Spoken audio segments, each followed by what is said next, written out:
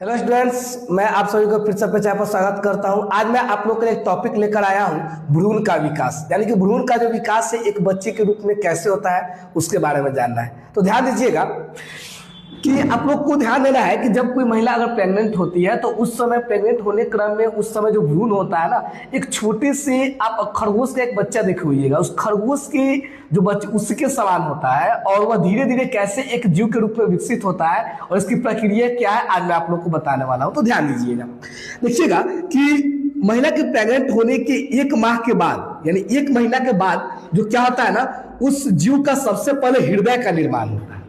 हृदय का निर्माण होगा तभी जान पाएंगे कि वह जो भ्रूण है जीवित है या मर गया है। दूसरा हम लोग जानेंगे कि 2 माह के अंत तक जो होता है ना पाद यानी पैर और वह अंगुलियों का विकास होता है। यानी कि 2 माह की जो अंत तक जो विकास होता है, पहले क्या होता है पैर बनता है और साथ ही साथ अंगुलियों का बनना प्रारंभ हो जाता है।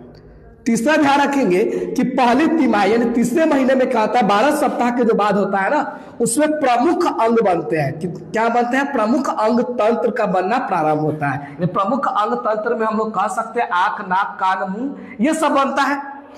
5वीं महीने में क्या होता है ना, गर्भ की पहली गतिशीलता यानी कि वह जो शिशु बनता है वह गति करने लगता है, सांस लेने लगता है। ठीक है, उसके बाद क्या होता है, सिर पर बाल आने लगते हैं 5वें महीने में।